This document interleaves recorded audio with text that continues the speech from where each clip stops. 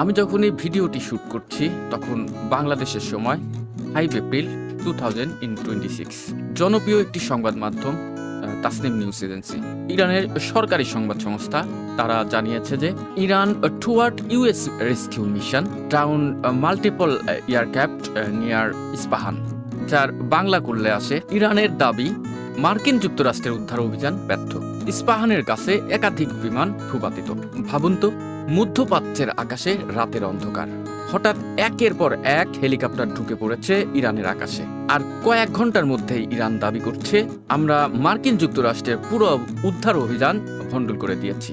এখন প্রশ্ন হলো, এটা কি সত্যই নাকি প্রোপাগান্ডা? কি দাবি করেছে ইরান? ইরানের রাষ্ট্রীয় সংবাদ সংস্থা বলছে ইস্পাহানের কাছে মার্কিন যুক্তরাষ্ট্র একটি গোপন অভিযান চালায়।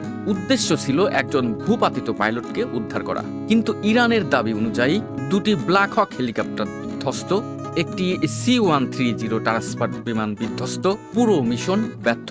এবং তারা এটাও তুলনা করেছেন যে অপারেশন ইগল ক্লয়ের সাথে, যেটা ছিল মার্কিন যুক্তরাষ্ট্রের অন্যতম সাময়িক ব্যর্থতা। দেখুন, যুদ্ধ বা সংঘাতের সময় কোনটি তথ্য আর কোনটি প্রোপাগান্ডা সেটি কিন্তু আলাদা করা একেবারে কঠিন। এখানে গুরুত্বপূর্ণ তিনটি বিষয়: সোর্স বা তথ্যের উৎস। এই খবরটি এসেছে ইরানের নিজস্ব মিডিয়া থেকে, মানে এটা একপাক্ষিক তথ্য। এখন পর্যন্ত আন্তর্জাতিক বড় বড় মিডিয়া যেমন বিবিসি, CNN, আল জাজিরা এই ঘটনা স্বাধীনভাবে নিশ্চিত করেনি। ইরান বলছে মিশন ব্যর্থ, কিন্তু প্রেসিডেন্ট ডোনাল্ড ট্রাম্প বলছেন রেস্কিউ মিশন সফল হয়েছে। এখন প্রশ্ন, দুই পক্ষের বক্তব্য পুরোপুরি বিপরীত কেন? যদি সত্যি তিনটি বড় সামরিক বিমান বিধ্বস্ত হয়, তাহলে স্যাটেলাইট ইমেজ, ভিডিও ফুটেজ এগুলো কিন্তু খুব দ্রুতই আন্তর্জাতিক মিডিয়াতে চলে আসার কথা, কিন্তু এখন পর্যন্ত সেই ধরনের শক্ত প্রমাণ প্রকাশ্যে আসেনি। এই ঘটনা শুধুমাত্র একটা মিশন নয়, এটা দেখাচ্ছে ইরান ভাস মার্কিন যুক্তরাষ্ট্রের উত্তেজনা কতটা স্টিম পর্যায়ে পৌঁছে গেছে।